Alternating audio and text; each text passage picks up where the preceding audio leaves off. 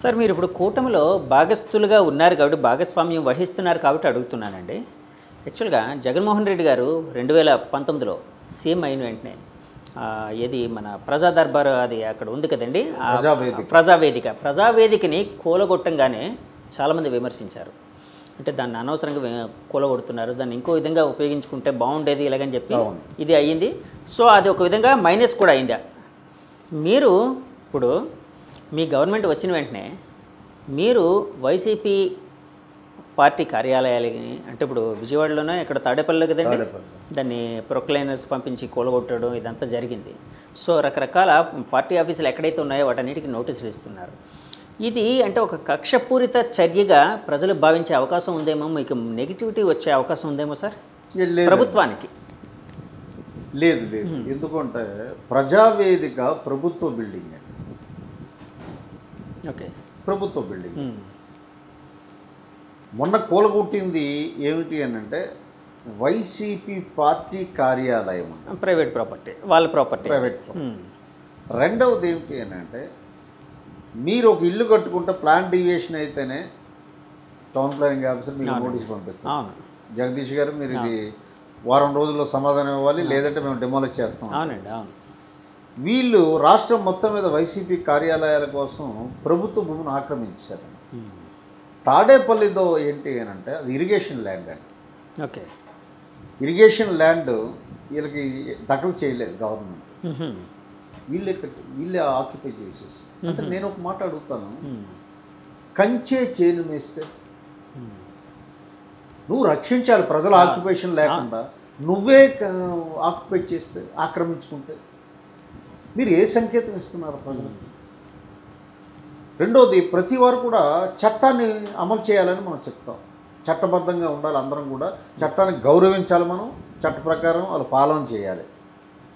మరి అటువంటి చట్టాన్ని మీరే అతిక్రమిస్తే, అందుకని ఈరోజు మొత్తం రాష్ట్రం మొత్తం మీద అతను 26 వైసీపీ కార్యాలయాలు అనాథరైజ్డ్గా కన్స్ట్రక్షన్ చేస్తున్నాడు. ఇది చాలా గంభీరమైన విషయం సార్. ఇది అన్నీ అనాథరైజ్డ్. ఇప్పుడు వరకు మీరు చాలా వాటిగా ఇచ్చారు, నోటీసులు అన్నిటికీ ఇచ్చారు. అవునండి. అంటే ఇది దేనికి సంకేతం అండి? చట్టబద్ధ పాలన ఉన్నట్ట లేనట్ట?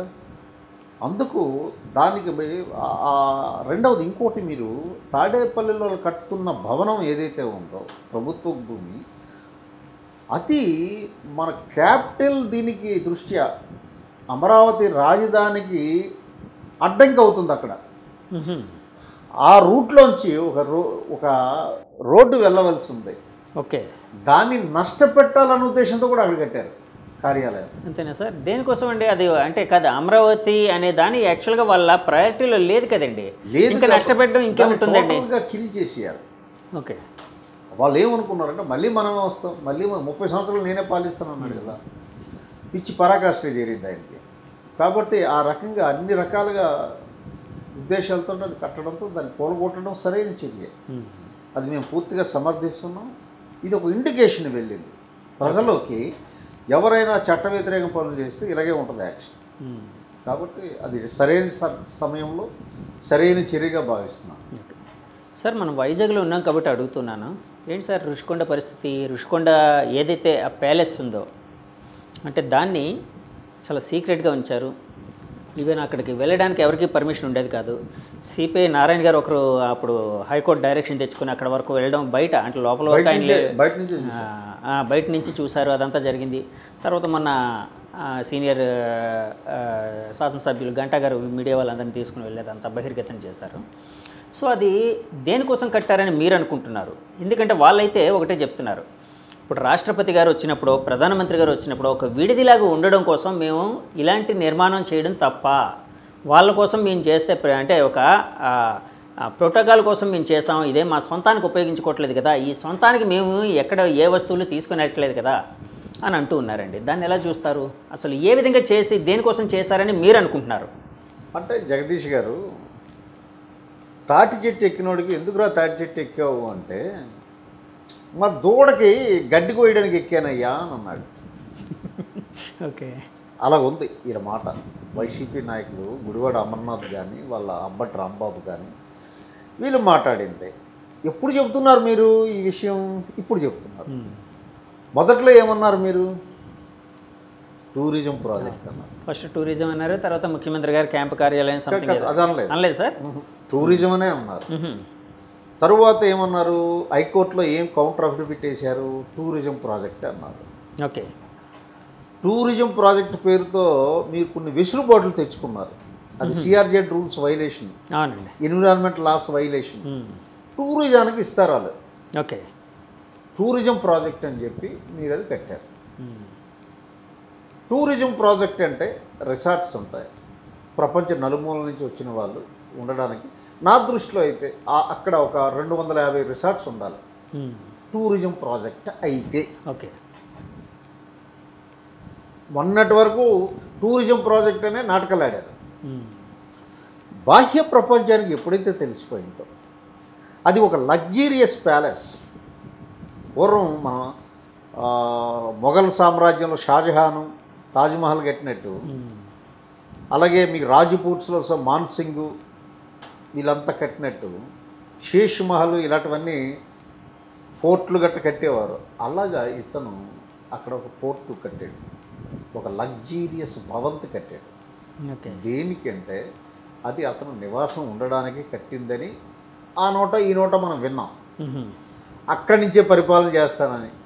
దానికి ఎవడో స్వామి అని సలహా ఇచ్చినాడు. ఏ స్వామీజీ అండి? నువ్వు ఋషికొండ మీద నుంచి అయితే నువ్వు 30 సంవత్సరాలు ఈ రాష్ట్రం పాలిస్తావని చెప్పి ఈ స్వాములకి వీళ్ళు భక్తి భావాన్ని పెంపొందించడం మానేసి రాజకీయ స్వాములు అయిపోయారు అందరూ. ఏ స్వామీజీ ఇచ్చి ఉంటారని అనుకుంటున్నారండి? ఎవరో స్వామి, నాకు అది తెలియదు. తెలిసి కూడా చెప్పట్లేదు సార్. సో ఈ స్వాములు ఈ పొలిటికల్ బాబాలు తయారైపోయారు. ఓకే. దాని ప్రకారం చేసి అంటే నువ్వెవరిని మోసం చేసావు? కోర్టులు మోసం చేసావు, ప్రభుత్వాలు మోసం చేసావు, ప్రజలను మోసం చేసావు.